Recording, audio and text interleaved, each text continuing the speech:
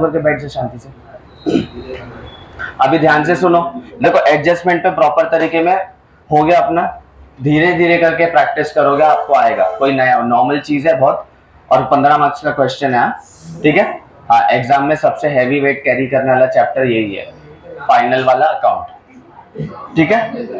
अब देखो बस करना क्या है ना कि पोस्टिंग्स दिया हुआ है, पोस्टिंग्स को लेंगे। अब तुमको शॉर्टकट सिखा के रखता हूँ पहले से कि जितना भी डेबिट साइड दिख रहा है, क्या बोला मैंने, हर एक में से या तो इस साइड के डेबिट में आएगा, या तो इस साइड के डेबिट में आएगा, या तो इस साइड के डेबिट में आएगा, या तो जुप इधर जाएगा। याद रहेगा क्यों वाला बना, ये स्टेटमेंट है इसलिए। वैसे ही, हाँ वैसे ही क्रेडिट साइड पे जो डेटा दिख रहा है बुक के अंदर देखो, या तो इस साइड आएगा, या तो इस साइड आएगा, या तो क्रेडिट साइड और वापस से जुप ऑपोजिट साइड।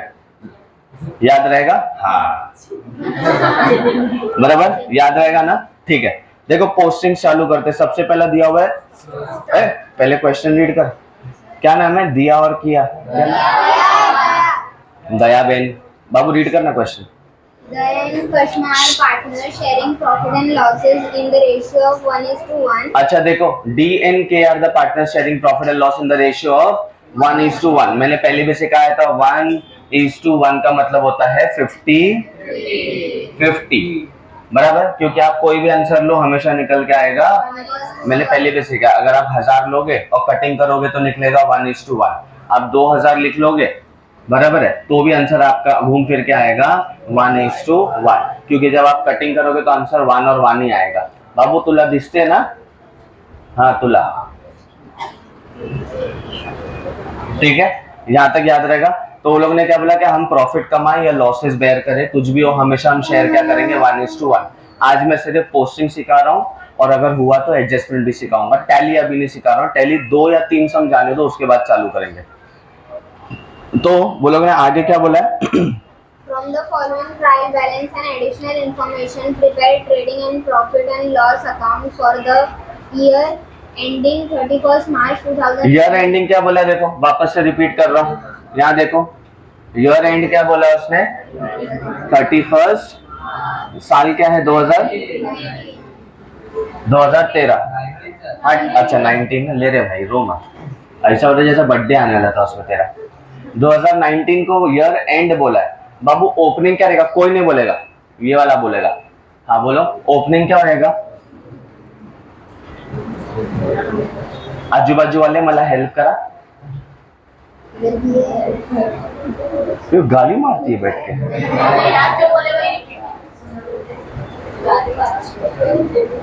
ओपनिंग क्या आएगा, कॉमन सेंस लगाओ। 31 के बाद आता है 32, बराबर ना, नहीं 1, तो 1, और 3 के बाद कौन सा महीना रहता है, और 19 में खत्म हुआ है, तो जाहिर सी बात है शुरू, इसलिए बोलता रात को सोने का, बराबर। तो यानी कि याद रखो कि जब कभी भी मिडिल वाला ईयर रहता है ना, अगर कैलेंडर ईयर है तो कोई प्रॉब्लम नहीं है। प्रॉब्लम किधर आता है आपको कि अकाउंटिंग ईयर है, तो अकाउंटिंग ईयर में जब भी खत्म हुआ है तो जाहिर सी बात है उसके पहले शुरू हुआ रहेगा। जैसे आप लोगों का एकेडमिक ईयर है, अभी एकेडमिक ईयर आप लोग क्या लिखते हो, 22-23, यानी 22 में पढ़ाई चालू करूंगा और 23 में खत्म करूंगा, पक्का। तो वैसा ही यहाँ पे है। तो उसने बोला है ईयर एंड का डेटा हमको चाहिए, और उसने बोला जाहिर सी बात है कि ओपनिंग क्या रहेगा उसके पहले, और ओपनिंग मतलब 1/4/2018, ये याद रहेगा पक्का। हमेशा बुक में ईयर एंड के बाजू में स्लैश करके ओपनिंग डेट लिख के रखने का सब्जेक्ट। अब डेटा पे ध्यान दो, देखो सबसे पहला दिया स्टॉक, और स्टॉक के बाजू में कोई डेट भी दिया हुआ है, क्या इन दोनों में से कोई डेट दिख रहा है क्या, कौन सा वाला दिख रहा है, तो मैं बोल सकता हूँ वो ओपनिंग स्टॉक है। मतलब आज सुबह में जब शटर खोला तो इतना माल पड़ा हुआ था, और ये वही माल है ओपनिंग के, तो ओपनिंग मतलब इधर आएगा नहीं आएगा, तो पोस्टिंग मारो जाके, वैल्यू कितना है 65,000, कोई दिक्कत। दूसरा क्या दिया है, ए बाबू कॉलम वॉलम बनाना कॉलम, उसको स्टेशनरी दो जरा, पेंसिल वेंसिल दो, ए अरे ठीक है, इसको इरेज करो, वो कहाँ गया कपड़ा। पोस्टिंग मारे फटाफट। तो सबसे पहला ओपनिंग स्टॉक दिया था, तो कहाँ पे पोस्टिंग आएगा, ओपनिंग का हमेशा ओपनिंग स्टॉक में। फिर उसके बाद क्या दिया देखो, बिल रिसीवेबल। अब बिल रिसीवेबल है तो मतलब पैसा मिलना बाकी है या भरना बाकी है, और जब कभी भी पैसा मिलना बाकी होता है वो एसेट होता है। तो मैं बोल सकता हूँ यहाँ पे एसेट क्या लिख सकता हूँ मैं, बिल्स रिसीवेबल। और उस पे एडजस्टमेंट भी है ना, मैंने फिलहाल एडजस्टमेंट कट करवाया है ना, तो कितना एडजस्टमेंट है मैं वो देख लूं जरा।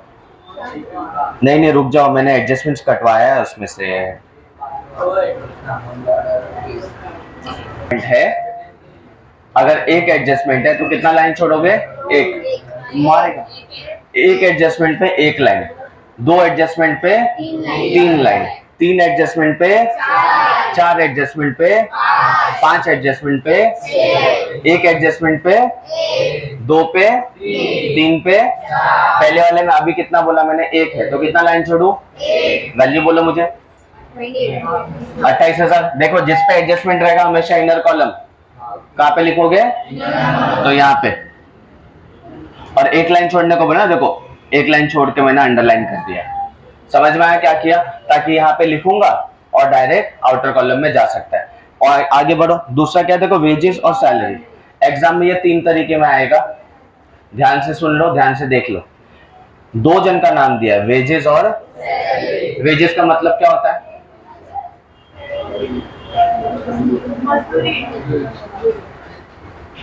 मेरे भी बढ़ गए, काटने को टाइम नहीं मिला, चबा ले आके।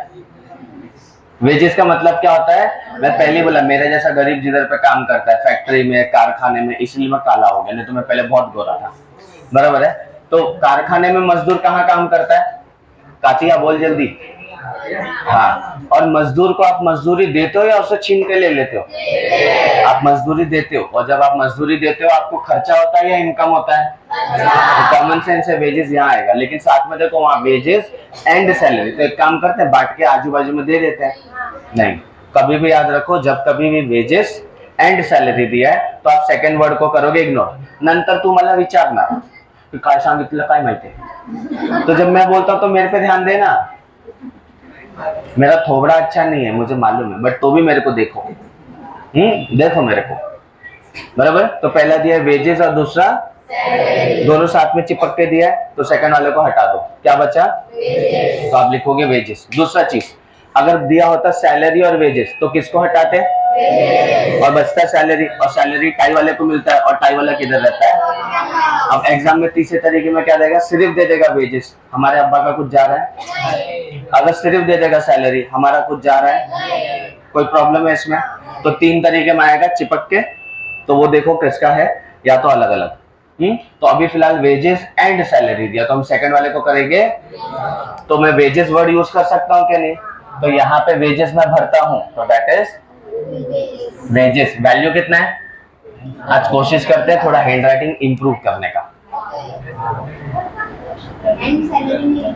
Wages and salary. एडजस्टमेंट है क्या, नहीं है, एडजस्टमेंट नहीं है तो कौन सा कॉलम में लिखोगे, इनर या आउटर, आउटर। वैल्यू बोलो मुझे, कोई दिक्कत है इसके अंदर।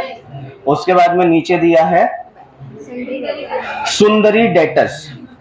कौन है ये, सुंदरी डेटर्स। सुंदरी तुम्हारे हिसाब से कॉलेज वाली, लेकिन यहाँ पे है संड्री। संड्री का मतलब होता है, अंडरलाइन करो और लिखो टोटल। संड्री का मतलब क्या होता है, देखो ना, अगर मेरे जैसा तोतला अगर कोई होता तो मतलब ही बदल जाता है।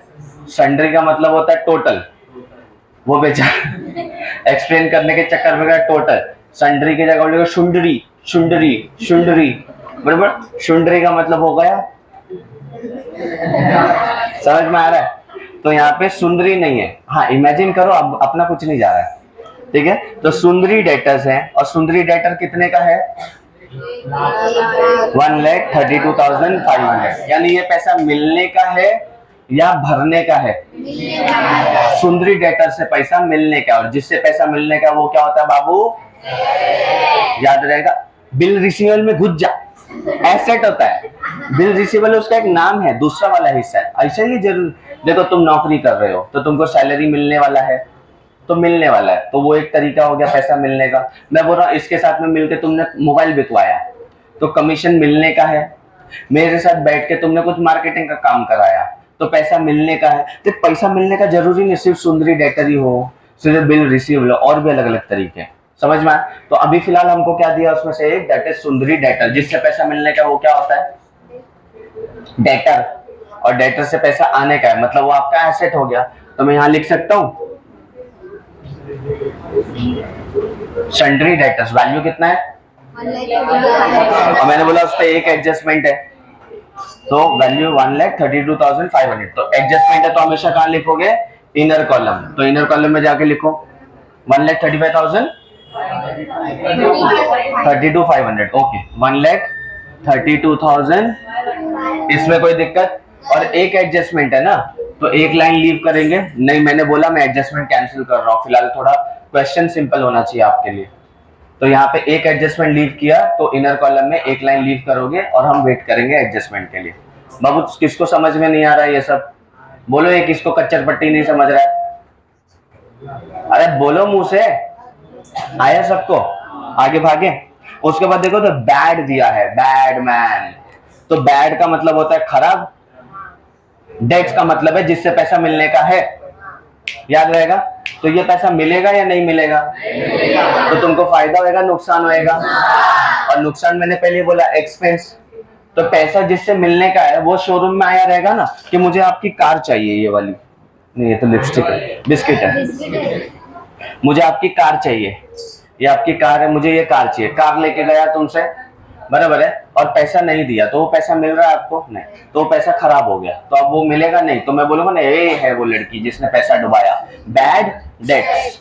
तो अब ये पैसा नहीं मिलने वाला, कंफर्म है, तो पैसा डूब गया, तो डुबा दो, बराबर। अब एग्जाम के लिए आप याद रखो, जब कभी भी वर्ड आ रहा है बैड डेट्स, तो आप फॉर्मेट बना रहे हो, क्या बना रहे हो, फॉर्मेट पे थोड़ा ध्यान दो, और फॉर्मेट अब भी का भी ताबड़ तो एक नंबर एसी का आया, घुमा और बाहर कर, हमेशा फर्स्ट लाइन छोड़ोगे, तो ध्यान दो 2BD ये वाला बैड डेट्स, ध्यान दो, एड फर्दर बैड डेट्स, मतलब तुम भी लो फर्दर बैड डेट्स आ जाओ। उसके बाद में एड न्यू RDD, और फॉर्मेट में लेस, हमेशा ये फॉर्मेट बनाओगे, और कब बनाओगे, जब तुमको कौन दिख रहा है, बैड, अब बैड डेड याद रख लो तो भी कोई प्रॉब्लम नहीं है मुझे, वो तुम्हारा चॉइस है, ठीक है। तो फॉर्मेट हमेशा क्या याद रहेगा, जब भी वर्ड दिखा कौन सा, बैड डेड, ठीक है, बैड डेड नहीं है, वो डेट्स है, या डेट बोलते हैं उसको, जो भी बोलना है बोलो, अपने को लिखने से मतलब है। तो पहला है हमेशा फॉर्मेट में क्या लिखोगे, 2 bad debts, add further bad debts, add new RDD, less, अभी का भी याद करके बताओ, FBD मतलब further bad debts, new reserve for doubtful debt, less करेंगे old reserve for doubtful debt. इसका स्टोरी सुनाता हूं, ठीक है। पैसा डूब गया, यही है वो छोकरी जो टेपा देके गई, तो इसका नाम इधर लिखूं, वैल्यू बोलो 1,000 रुपया, तो मैंने यहाँ लिख दिया, कोई दिक्कत इसमें, इसमें कोई दिक्कत नहीं। फर्दर बैड डेट्स का मतलब है कि मेरे को जिससे पैसा मिलने का था, लड़की ध्यान दो, बाबू लास्ट बेंच ध्यान दो, संदीप ध्यान दो, इधर ध्यान दे, नाम कृष्णा होने से तुम कृष्णा हो गया, मैं खड़ा हूं इधर, आओ इधर, ठीक है। तो फर्दर बैड डेट्स का मतलब क्या हो गया कि फर्दर कोई और टेपा दे दिया, मतलब जिससे पैसा मिलने का था, मैं बोल रहा हूँ ये पूरा रो से पैसा मिलने का था, बराबर है, और इसमें से इसको बोला ए भाई फीस कब दे रही है, हाँ सर मैं पहुंचाती हूँ, ठीक है, तो इसने टक टक टक टक पैसा डिपॉजिट कर दिया, इसको ले भाई पैसा कब दे रही है, बोले हाँ ना सर देती हूँ ना, ठीक है, इसने भी पैसा दे दिया, इसको बोला इसने भी पैसा दे दिया, इसको बोला इसने भी दिया, ये चूरन दे दिया, बराबर है, और बाकी लोगों से भी मेरे को पैसा रिकवर हुआ, मतलब इतने सारे डेटर थे मेरे जिससे पैसा लेने का है, ध्यान दे, इतने सारे पैसे मिलने थे, उसमें से टेपा किसने दिया, पहला कौन दिया था, पहला इसने धोखा दिया, कमर पे खंजर घोपा, तो ये बैड डेट्स, फिर वापस से ये नया वाला, तो वापस से एक बार मैं धोखा खाया, फर्दर बैड डेट्स, तो ये वाला कहाँ दिखेगा मुझे, एडजस्टमेंट में, कहाँ दिखेगा, ये वाला तो आपको ट्रायल बैलेंस में दिख रहा है, टीवी में दिख रहा है, और ये कहाँ दिखेगा बाबू, फर्दर बैड डेट्स, तो जब फर्दर बैड डेट्स दिखा तो आप यहाँ पे लिख दोगे। उसके बाद में देखो 2 बार धोखा खा लिया, तीसरी बार फिर प्यार में धोखा खाऊं? अभी अपन होशियार हो जाएगा, अपन रिजर्व करना चालू करेंगे। सोना बाबू, टोना बाबू, मोना, सब रिजर्व होएगा अपना, ठीक है।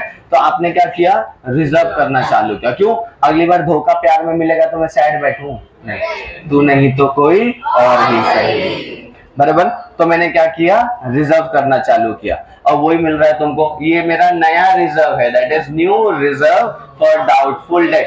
ये वापस अगर कोई टेपा दिया ना तो टेंशन नहीं है। क्यों? बिजनेस को मैनेज करने के लिए हमने रिजर्व बना के रखा हुआ है, तो हम वहां से रिकवर करेंगे। और अब मेरे को एक्सपीरियंस हो गया इस चीज को लेके, तो मैं पहले से कर रहा रहूंगा ये सब काम, तो कहीं ना कहीं पे पुराने रिजर्व भी पड़े रहेंगे। और मैं अकाउंटिंग हर साल करता हूँ, तो मैं पुराना रिजर्व यहाँ पे क्यों लेके आऊं? सत्य, बराबर। पुराना रिजर्व यहाँ क्यों लेके आऊं? तो मैं पुराना रिजर्व यहाँ नहीं लूंगा, इसलिए पुराने रिजर्व को क्या करूंगा, माइनस। याद रहेगा। अब ये कहाँ कहाँ पे कौन कौन मिलेगा, ध्यान से देख लो। ये हमेशा मिलेगा टीवी में। किस में मिलेगा? ये हमेशा मिलेगा आपको एडजस्टमेंट में। किस में मिलेगा? न्यू वाला भी मिलेगा एडजस्टमेंट में, क्योंकि मेरे को इसको भी एडजस्ट कर, भाई मेरी एक ही बीवी है और 4-5 गर्लफ्रेंड है, तो सबको मैं क्या कर रहा हूँ, एडजस्ट। तो ये भी कहाँ मिलेगा, न्यू वाली एडजस्ट। और ये पुरानी है, जा रे जा। ये कहाँ पे मिलेगा, वापस से टीवी में मिलेगा। ये मिलेगा डेबिट साइड और ये मिलेगा, ये फॉर्मेट जिस दिन कराया था ना उसमें मुझे ये बनाओ और ये लिख के दो।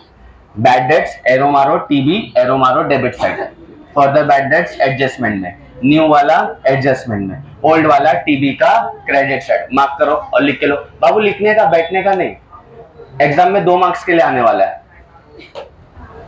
और 2 मार्क्स मतलब तुम्हारा जिंदगी झंड हो जाएगा अगर तुम नहीं किया। 15 में से 15 नहीं आएगा। अब 15 में से 15 नहीं आया तो ये वाला रिकॉर्ड मेरा ब्रेकडाउन नहीं होगा। 99? हाँ, इस साल का 99 चाहिए ना ब्रेकडाउन करके। क्या पका रहा है ये, क्या पका रहा है? जल्दी नोट डाउन करो। आज डिस्टर्बेंस नहीं ना सर? कुछ नहीं करने का, लेकिन बैड डेट जहां दिखा तुरंत क्या बनाओगे, फॉर्मेट। फॉर्मेट क्या है, bad debts, add for the bad debts, add new RDD less. कोई दिक्कत इसमें? मैं ये इरेज कर दे रहा हूँ। आगे चले।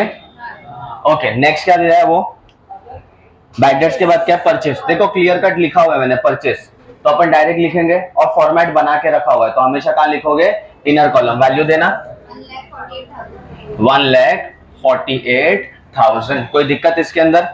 मारो पटपट। हाँ लिखना वो, बराबर, इनर कॉलम। हाँ बाबू। उसके बाद क्या है, तुम्हारे पास मोटर कार है, तुमको दहेज में मिला हुआ है मोटर कार, तो तुम्हारे लिए क्या रहेगा, तुम्हारा एसेट। कॉमन सेंस है, तो यहाँ जाके लिखो। एडजस्टमेंट है क्या उस पर, तो किधर लिखूं, मोटर कार। वैल्यू देना, एडजस्टमेंट नहीं है ना, आउटर में ले लूं, इसमें कोई दिक्कत? उसके बाद क्या दिया है, कहाँ है मशीनरी? हाँ, उसके बाद देखो मशीनरी, तुम्हारे पास मशीनरी है तो तुम्हारे लिए तुम्हारा एसेट ना। तुम्हारे पास बंगला है, गाड़ी है, दौलत है, शोहरत है, वैसी मोटर कार भी और मशीनरी है, तुम्हारा क्या हो गया, एसेट। संपत्ति दंपत्ति जो भी है वो, बराबर। मशीनरी वैल्यू कितना है, 1,14,800। एडजस्टमेंट है क्या, तो मशीनरी इनर कॉलम में लिखूं, और वैल्यू कितना है, और एक लाइन क्या करेंगे, कोई दिक्कत इसके अंदर? उसके बाद क्या दिया है, ऑडिट फीस। ऑडिट का मतलब मालूम है ना आप लोग गलती से अकाउंटेंट बन जाते हो मेरे जैसा, फिर आप लोग क्या करोगे, जाके बुक्स ऑफ अकाउंट्स को क्या करोगे, cross check. Books of accounts को जब चेक कर रहे हो तो फ्री में करोगे, क्यों? अब्बा की फैक्ट्री लगी है कि घर में पेड़ का झाड़ लगाए, जाओगे हिलाओगे, बाल्टी भर के पैसा लाओगे, ऐसा नहीं। तो जब आप ऑडिटिंग के लिए जा रहे हो तो आप क्या एक्सपेक्ट करते हो, सामने वाला आपको क्या देगा, पैसा देगा। और वो पैसा क्या होता है, फीस, क्योंकि वो प्रोफेशनल है और वो पैसे चार्ज करता है। पैसा चार्ज करता है मतलब फीस। अब तुम लोग डॉक्टर के पास जाते हो तो डॉक्टर को क्या बोलते हो, डॉक्टर मैं बीमार हूँ, इलाज करने का कितना पगार लोगे, नहीं ना, आप क्या बोलते हो फीस कितना लोगे। वैसे ही अकाउंटेंट यानी ऑडिटर भी एक प्रोफेशनलिस्ट है, और वो जब आता है और आपकी बुक्स ऑफ अकाउंट्स को चेक करता है तो वो भी क्या लेता है आपसे, फीस। और बीच का लाइन मत लीव करना, कंटिन्यू रखना। तो ऑडिटर कहाँ पे, कारखाने में आएगा या ऑफिस में आएगा?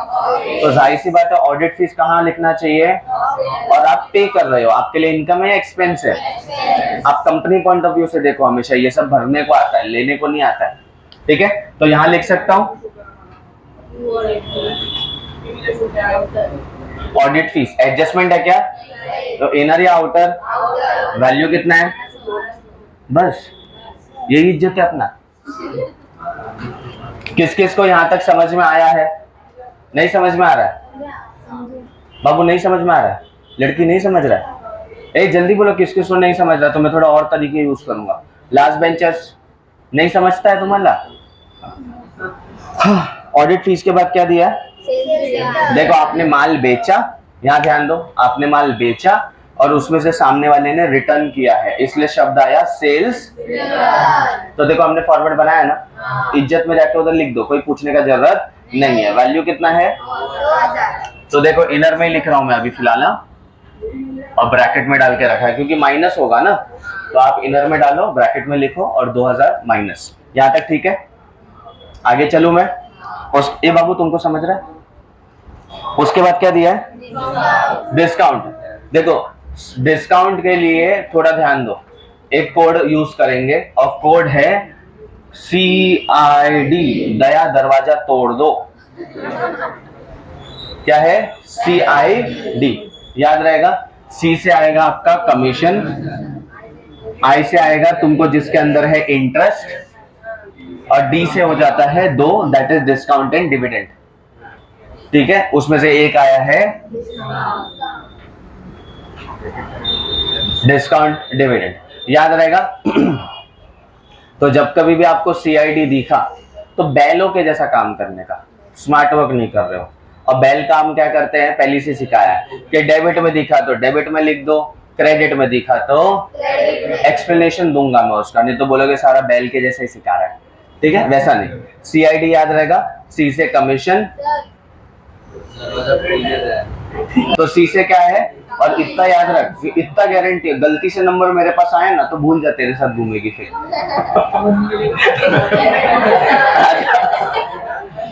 आ जा इधर, वो ये पक्का बोल रहा हूँ, मस्ती नहीं कर रहा। आ जाओ। CID याद रहेगा, C से क्या है? I से क्या रहेगा? D से क्या है? इतना याद रहेगा पक्का। तो बैल का सिस्टम क्या है, डेबिट में दिखा तो डेबिट, क्रेडिट में दिखा तो, फिलहाल कहाँ दिख रहा है? तो चुपचाप से जाने का, प्रॉफिट एंड लॉस के डेबिट में लिख के आने का, टू डिस्काउंट अलाउड। वैल्यू कितना है? वैल्यू 2000। तो इनर या आउटर? आउटर में क्यों लिख रहे हो वो बताओ। वेरी नाइस, कोई प्रॉब्लम है इसमें? अब देखो यहाँ पे याद रखो, इधर देखो, मेरा दुकान है, मतलब मैं बिजनेसमैन हूं ना, मेरा दुकान है। अब मैंने बोला डेबिट में दिखा तो डेबिट में लिखो, क्रेडिट में दिखा तो क्रेडिट में लिखो। एग्जाम में आपको 2-3 तरीके में आएगा। कितने तरीके में? एक सिर्फ बोलेगा डिस्काउंट, एक सिर्फ बोलेगा डिस्काउंट। तो आपको याद रखना है, अगर डेबिट में दिखा तो डेबिट में लिख रहे हो, क्रेडिट में दिखा तो, इसमें कोई प्रॉब्लम नहीं। तो कल को बोलोगे डिस्काउंट अलाउड, निकल मुंह पे से हाथ, यॉर्निंग कर रहे हैं बैठ के, डिस्काउंट अलाउड। डिस्काउंट, आपका दुकान है और आपने सामने कस्टमर लोगों को डिस्काउंट दिया कि 50% पे सेल चल रहा है, तो 1000 की जगह मैं कितना ले रहा हूँ? 500। अब ये भी कंप्यूटर लगेगा क्या कैलकुलेट करने के लिए? तो 1000 की जगह आपने कितना लिया? तो मैं बोल रहा हूं मैंने सबको डिस्काउंट अलाउ किया और मेरा नुकसान हो गया, इसलिए नुकसान हुआ ना, डेबिट ऑल एक्सपेंसेस, इसलिए डिस्काउंट अलाउ यहाँ लिखा। अब मेरा भी होलसेलर होगा, मैं उसको, ये भाई दिवाली आ रहा है क्या कर रहा है, कुछ तो खर्चा पानी करा, कुछ अरेंजमेंट है कि नहीं? गटारी आ रहा है, कुछ है कि नहीं? ये मैं गटारी पे नहीं हुआ, पहले बोल के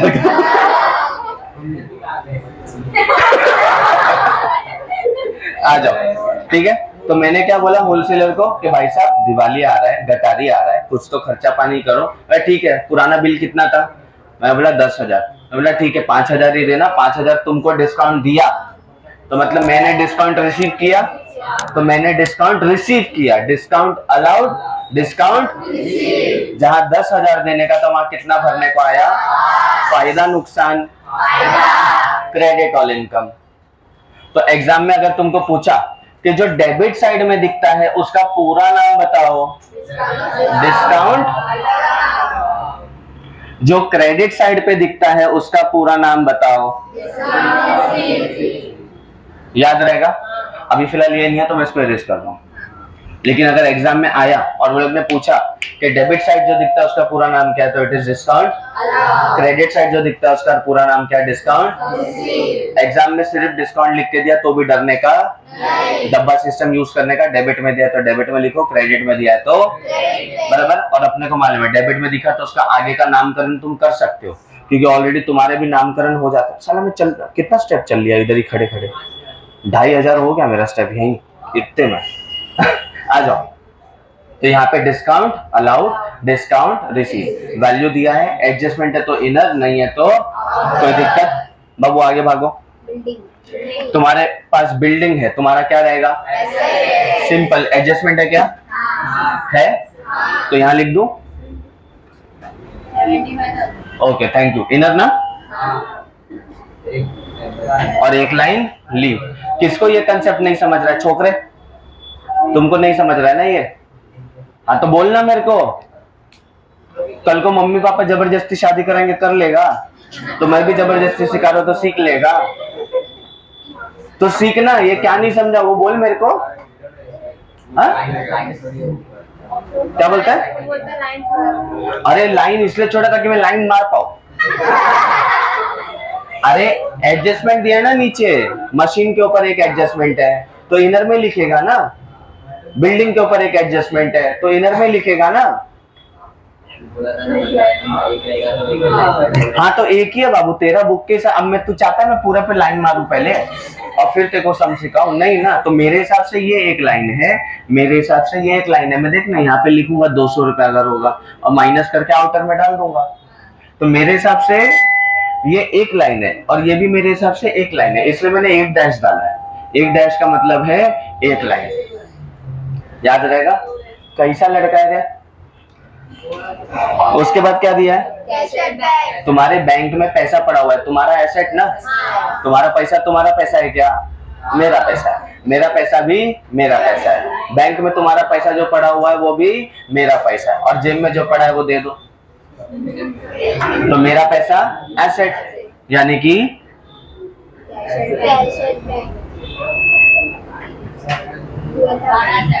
cash at bank value. Adjustment इस पे नहीं रहता है कभी भी, मालूम पड़ा इस पे भी एडजस्टमेंट ठोक दिए, ऐसा नहीं होता है। उसके बाद देखो 10% इन्वेस्टमेंट। मेरे पास में 4,500 रुपया पड़ा था। एक जन आया बोला सर इन्वेस्ट करो ना, रख रख के कितना उड़ाओगे। अब ठीक है कोई बात नहीं, तो मैंने पैसा क्या किया? इन्वेस्ट कर दिया। इन्वेस्ट की, अरे मैंने एग्जाम्पल यूज कर रहा हूं। तो इन्वेस्टमेंट मेरा क्या रहेगा? इन्वेस्टमेंट क्या रहेगा? अरे एसेट रहेगा रे भाई। तुम्हारे पास में, पापा के पास में दिवाली बोनस आया, पापा ने बोले इसको ना फिक्स कराते हैं, फिक्स। तो जब तुमने फिक्स कराया तो फिक्स क्या होता है? बैंक में जाके ऐसा पैसा इन्वेस्ट कर दिया ना, तो मम्मी बोले नहीं नहीं ऐसा नहीं करो, एक काम करो, बगल में जमीनवा है वो जमीनवा ले लो। तो आपने क्या किया? जमीन परचेज कर लिया, ये भी तो इन्वेस्टमेंट हो गया। ये बोला नको नको असं नको करायचा, दिवाळी है साल मध्ये एका वाडे येते, बराबर। तो जमीन नहीं खरीदो आप, दिवाली है आप क्या करो, बच्चे लोग के लिए कपड़ा लेके आओ, तो वो तुम्हारे लिए एक्सपेंस हो गया। आप तुम्हारी मर्जी, तुम पैसा डालो कहीं भी डालो, मेरा क्या जा रहा है। इन्वेस्टमेंट दिखा तो तुम्हारे लिए क्या होना चाहिए? तुम्हारा समझ में। जमीन खरीदा तो भी वो हो गया एक तरीके का इन्वेस्टमेंट। हर एक का नाम अलग होता है, जैसे कितनी भी लड़की हो, तुम्हारी सोना बाबू सबका नाम अलग अलग ही होगा ना। ये सब जगह सिमरन सिमरन सिमरन सिमरन सिमरन दिख रहा है, किसी का नाम है क्या सिमरन?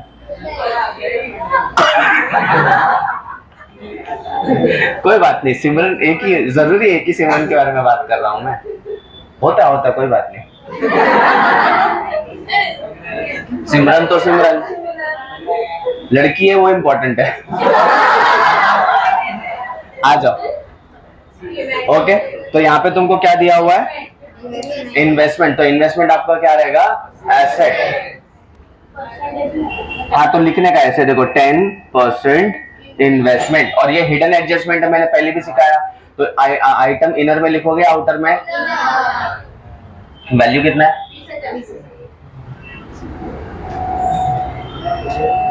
कोई दिक्कत इसके अंदर? प्रॉब्लम है इसमें?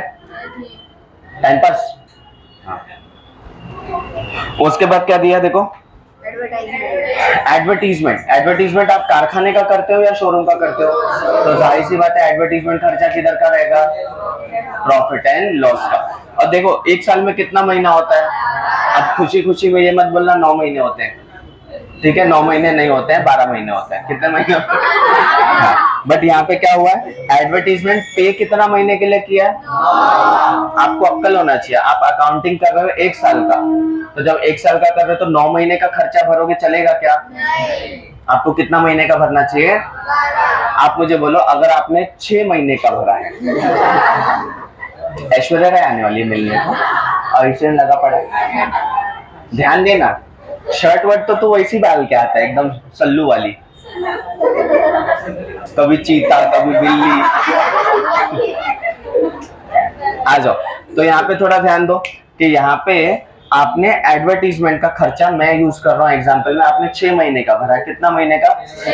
तो कितना महीने का बाकी है? तो जाके भरो। यहाँ आपने 9 महीने का भरा है, तो कितना महीने का बाकी है?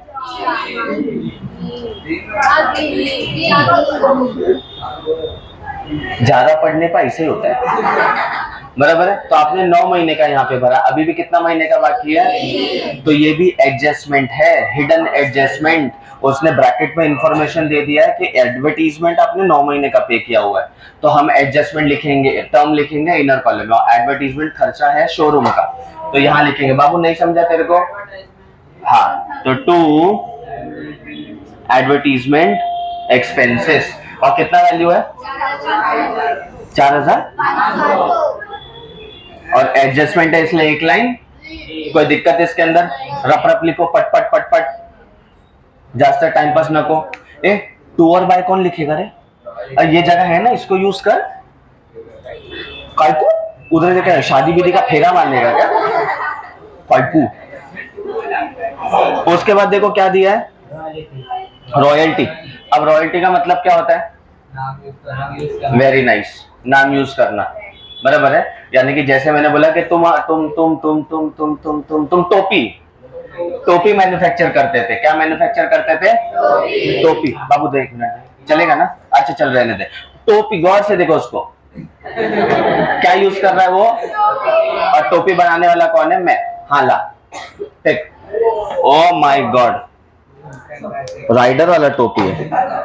तो ये देखो, ये टोपी है। क्या क्या लिखा है इस पे? लॉलीपॉप वॉलीपॉप। अबे नीचे लिखवा के क्या मतलब है इसमें? तो ऐसे जाके देखेगा। इसमें नीचे से कैसा दिखेगा? अच्छा, तो तू ऐसा पहनता है? Very talented.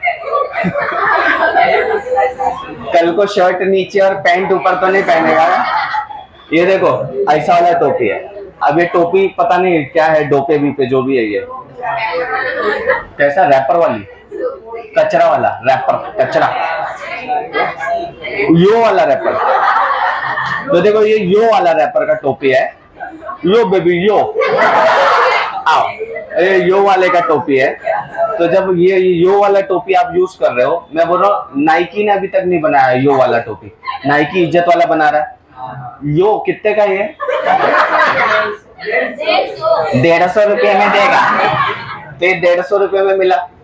अब यही अगर ये डोपा वोपा हटा के और ये टोपा के ऊपर ये 950 रुपए के आसपास का स्टार्टिंग प्राइस रहेगा।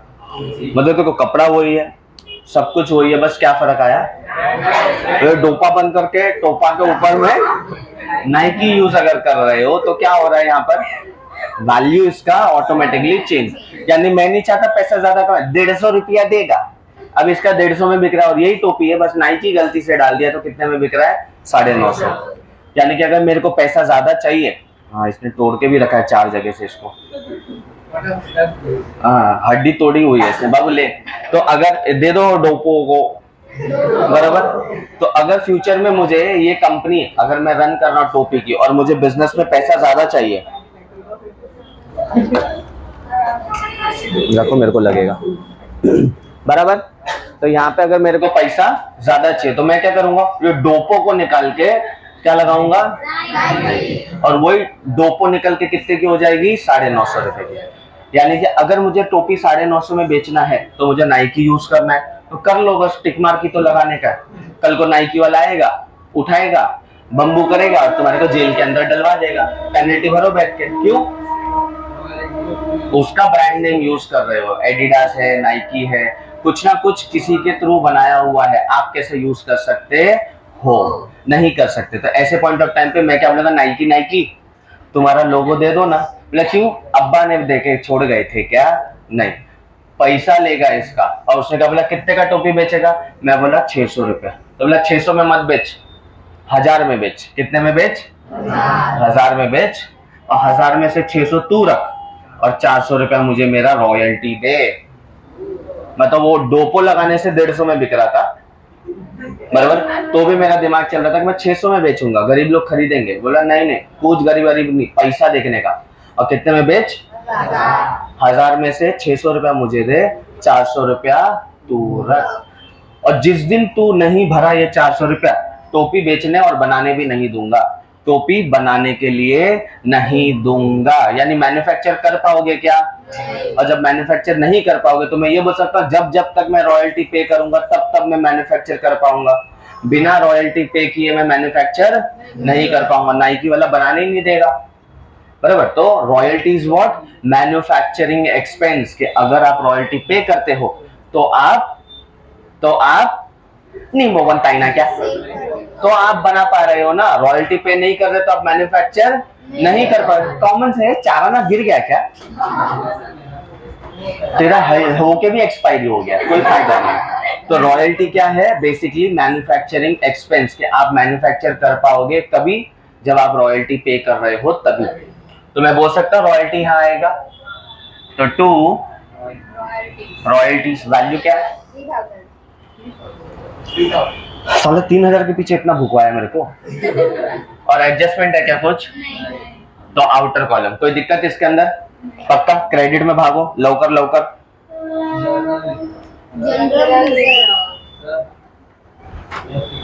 कितना बजे, आराम से क्या है, चालू करो मैं। ये पैसा आपका कैश है, बराबर है। मैं पानी पी लेता, थोड़ा नॉर्मल हो जाऊंगा। क्या है कि आपने क्या किया हुआ है, पैसे निकाल के साइड में रखा हुआ है। ये मम्मी का सिस्टम है कि देखो मम्मी पापा ने मम्मी को कितना, ए मुर्गी इकड़े पर, अभी तक मुर्गी बोलूंगा मैं, उतनी बड़ी है तो मुर्गी नहीं मुर्गी। तो देखो मम्मी को कितना रुपया दिया, 12,000। अब 12,000 में से मम्मी क्या करेगी, कुछ पैसा सबसे पहले निकालती है और साइड में 3-4 हजार रुपया कोपचे में डाल देती है, और उसके बाद बाकी जो पैसा बचा उसमें से पूरा का पूरा घर को रन करेगी और बचा भी लेगी, और पप्पा का अरेंजमेंट भी कभी कदार उसमें से करवा देती है, बराबर। तो आपने जनरल रिजर्व का मतलब क्या है, आपने क्या किया, यहाँ जो पैसा था इसमें से निकाल के आपने यहाँ डाल दिया। तो जब कभी भी जनरल रिजर्व आएगा तो किधर आएगा, यहाँ पर लाइबिलिटी साइड।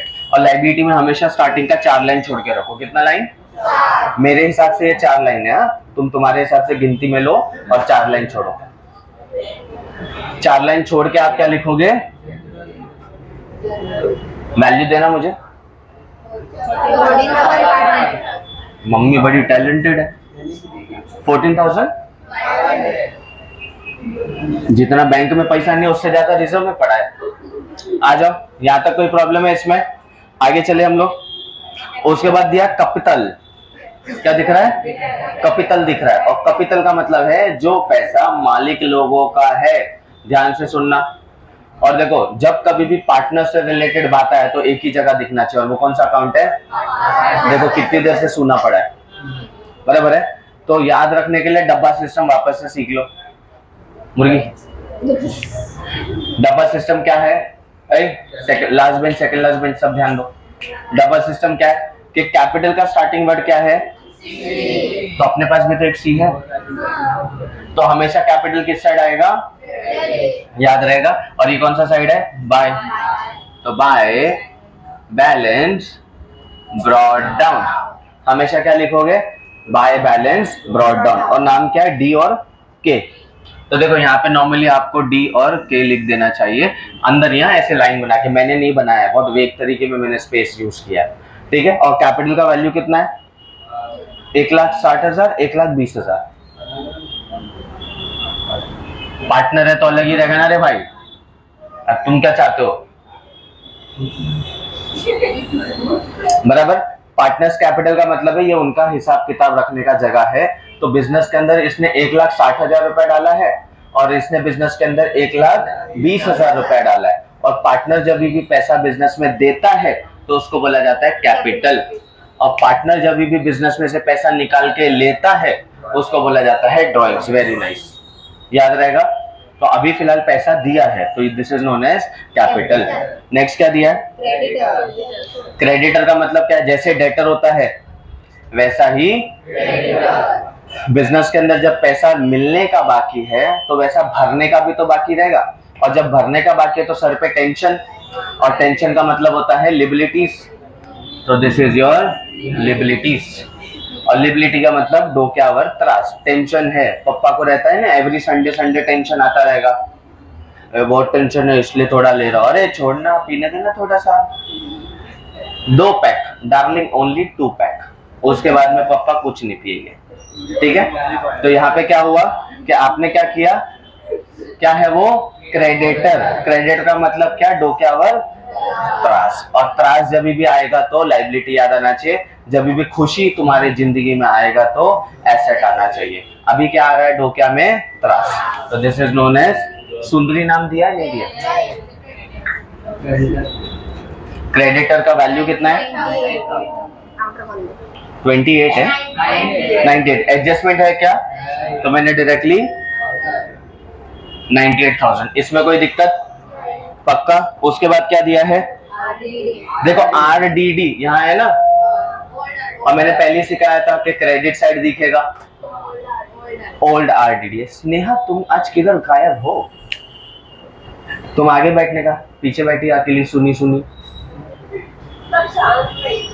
हाँ वही नहीं, ठीक है। तो क्या रहेगा? क्रेडिट साइड पे जो दिखा वो क्या मिलेगा? Old RDD। अब एग्जाम में पूछा कि क्रेडिट साइड पे जो दिखता है वो क्या है? RDD। लेकिन कौन सा RDD? याद रहेगा, दिमाग में बैठा पक्का। और हम लोग ने फॉर्मेट बना के रखा हुआ है, टेंशन नहीं। और वैल्यू कितना बाबू? क्या बड़बड़ाते हो? 1800।